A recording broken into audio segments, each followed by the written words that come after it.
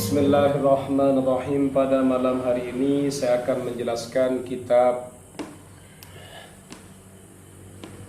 Ihya Ulumuddin karyanya Al-Imam Al-Ghazali, juz 1 halaman 67. Fanzur, lihatlah olehmu ila insafi malikin, pada kejujuran pengetahuannya Imam Malik, idza i'tarafa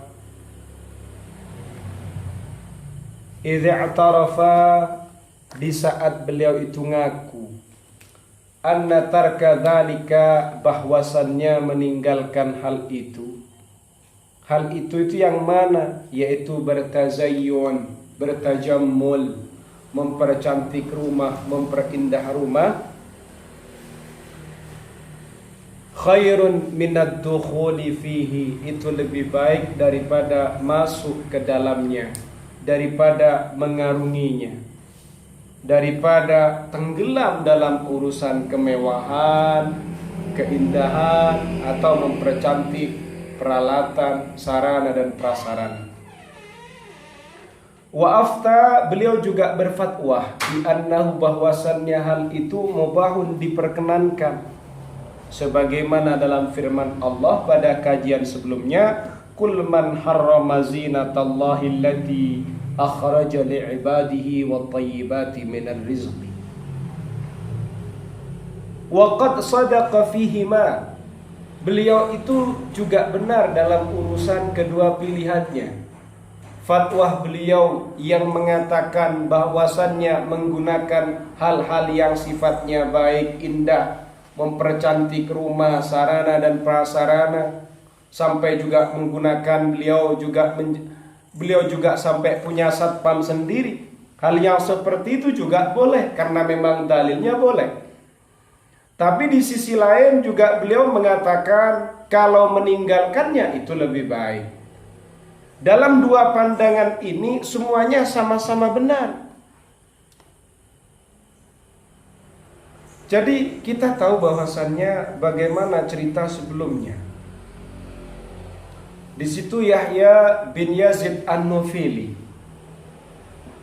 beliau ini menulis surat karena beliau ini melihat Imam Malik ternyata makanannya enak, kemudian juga kursi sofanya baik, bajunya juga mewah, elit. Bahkan sampai beliau ini juga punya satpam di rumahnya. Akhirnya ditegur oleh Yahya bin Yazid An-Nufili.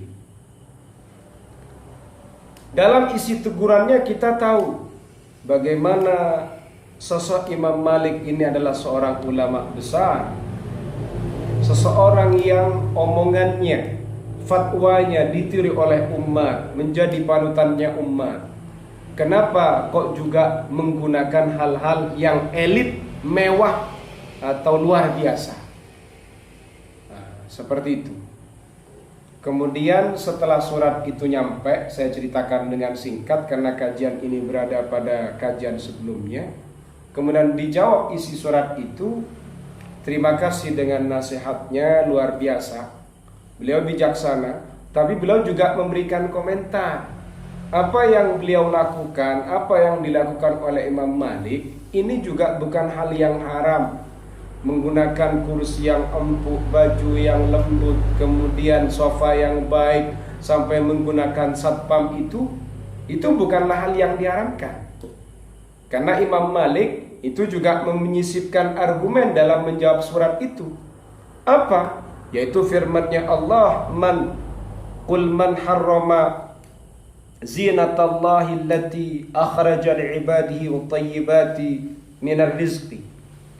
Katakanlah wahai Muhammad, barang siapa yang mengharamkan perhiasan Allah yang dikeluarkan untuk hamba-hambanya, yang diberikan oleh Allah untuk hamba-hambanya, dan juga rizki-rizki yang baik, ini boleh. Tapi kemudian lanjutan dari surat itu, Imam Malik juga mengaku kalau itu boleh, tapi meninggalkannya lebih baik.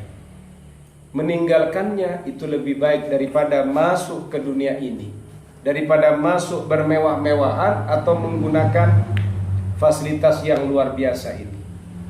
Katanya Imam Al-Ghazali, coba lihat oleh bagaimana kejujurannya Imam Malik ketika beliau itu mengakui bahwasannya yang beliau lakukan itu, ya tak?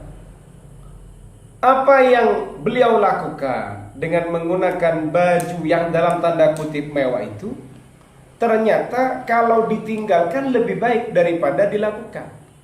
Masuk menggunakan fasilitas itu dengan tidak lebih baik tidak. Nah, Imam Malik mengakui hal itu dan tahu kalau itu adalah hukumnya mubah. Berarti fatwanya Imam Malik ini mana yang benar? Benar semua. Imam Malik jujur dengan pendapatnya, kan begitu. Wa mathil Malik fi mansibihi idza samahat nafsuhu bil insafi wal i'tirafi fi mithli hadhihi an-nasiha. Kata fataqwa aidan nafsahu ala al-wuqufi ala hududil mubahi hatta la yahmiluhu dhalika ala al-mura'ati wal mudahanati wat tajawuz ila al-makruhat. Coba ikutilah apa yang dilakukan oleh Imam Malik dalam urusan posisi beliau, kapasitas beliau sebagai seorang alim mujtahid. Ketika beliau itu memperkenankan dirinya untuk jujur dan mengakui dalam model nasihat seperti yang dilontarkan oleh Yahya bin Yazid An-Nufili kepada beliau. Ketakutan beliau juga pada dirinya untuk dia berada dalam batasan-batasan yang diperbolehkan, itu beliau masih berusaha untuk menghindarkan diri. Artinya meskipun jelas itu mubah, ternyata Imam Malik masih ada ketakwaan. Takwa itu menjauhkan dirinya, padahal itu jelas mubah. Imam Malik yang berfatwa itu, ternyata beliau memfatwakan closing dari fatwa beliau itu tetap meninggalkan lebih baik daripada masuk. Kan seperti itu. Yes. Sehingga kenapa kok sedemikian? Karena nanti kalau orang itu masuk ke dalam dunia yang fasilitas yang lengkap tadi, maka nanti akan menjadikan dia pamer, mencari muka, pengen dipuji oleh manusia. Bahkan bisa jadi ia melanggar untuk melakukan hal-hal yang dimakruhkan oleh Allah atau dimakruhkan oleh syariat Islam. Wa amma ghairu fala yaqdiru alaihi. Sedangkan yang lain selain Imam Malik fala yaqdiru alaihi, tidak mampu dengan hal itu. Fatta'riju 'ala at-tana'umi bil mubahi khatarun 'azimun. Kita ini naik posisi, ya kan? Naik posisi untuk menikmati dengan hal-hal yang mubah, itu berada dalam kondisi yang kritis sebenarnya. Ada kekhawatiran yang besar. Apalagi kalau naikmu itu naiknya gaya hidup. Gaya hidup kamu meningkat. Wah, ini berada dalam kekhawatiran yang besar. Kok bisa? Wa huwa ba'idun minal khaufi. Karena hal itu, ya toh, wa huwa ba'idun minal khaufi wal khasyat. Hal itu akan menjauhkan dia dari rasa takut. Rasa takut kepada Allah. Ya toh? Wa khasiyatu ulama illahi ta'ala al khasyah. Sementara kekhususan, ya toh, karakteristik ulamanya Allah Ta'ala itu harus ada rasa takut. Lah kalau kamu masuk ke dunia yang gemerlap ini, fasilitas lengkap ini, nanti bisa menjauhkan kamu dari rasa takut. Merasa sok lengkap, sok hebat, sok yes. Nah, sementara karakteristiknya ulama itu harus selalu muncul dengan rasa takut pada dirinya. Wa khasyati at-taba'udu min madhanil khatari. Kemudian karakteristik ketakutan itu sendiri adalah jauh ya toh dari tempat asumsinya kekhawatiran. Terjauhkan. Artinya jauh dari indikasi-indikasi yang kritis. Seperti itu. Misalnya, imam ini karakteristiknya dia adalah orang yang takut misalnya. Dia adalah orang yang takut kepada Allah. Karakteristiknya gimana? Tanda-tandanya gimana? Kekhususannya dia dikatakan takut kepada Allah itu.